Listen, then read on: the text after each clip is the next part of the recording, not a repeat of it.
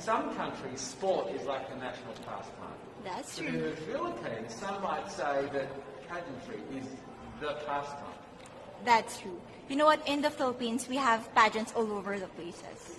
Yes, we have pageants in the barangay, in school, national, local. That's why we really love Miss Universe.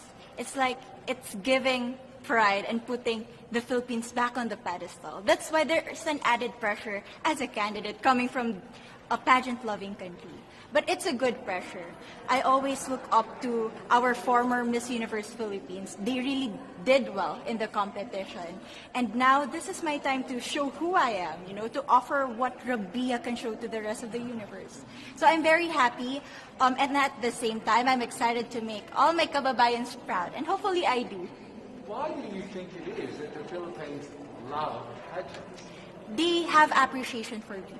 We do love pageant because we used to think that we wanted to be included in the world, I have to be honest, in the Philippines, my skin color used to be not the standard of beauty. I was obsessed whitening my skin because these are the kinds of beauty queen we see on the mainstream. But things were different now. That's why I'm very proud to be a morena. In the Philippines, we call it morena. It's brown skin girl. And to be able to represent, my color, my identity as a true Filipina. Tell me about your journey to being crowned Miss Philippines. That, in a world that, in a country, I should say, that loves pageants. That must have been a very intense process. Tell me about, your journey to being Miss Philippines. Well, my journey was crazy.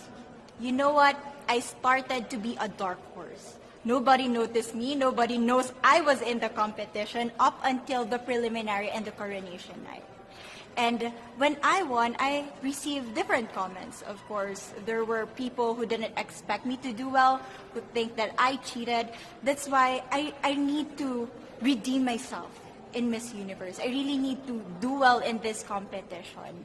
And the thing is, I love pressure.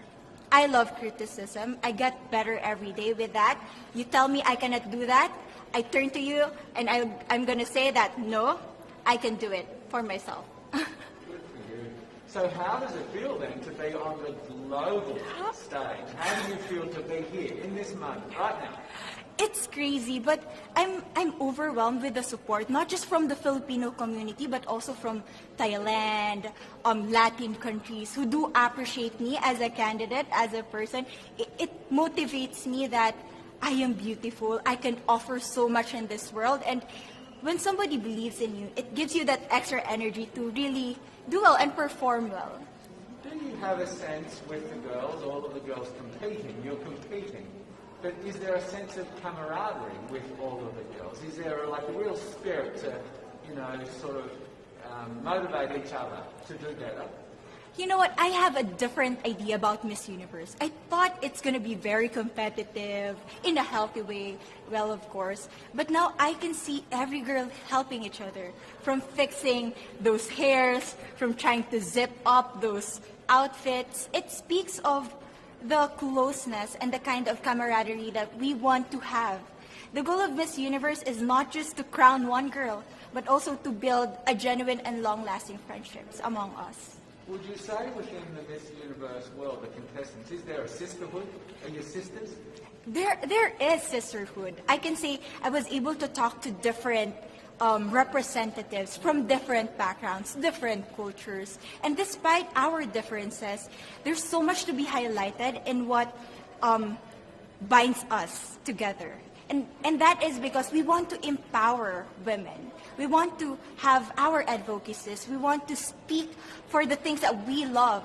And that's a celebration of women and the beauty that we have. So coming out of this week, obviously you would love to be crowned Miss Universe. Of course. And that would be wonderful, of course, for any of you. But what else will you take out of this week? What do you think you'll feel at the end of this week, regardless of the result? How will you be a different person? It's the growth and the development that I was able to have during preparing for this dream.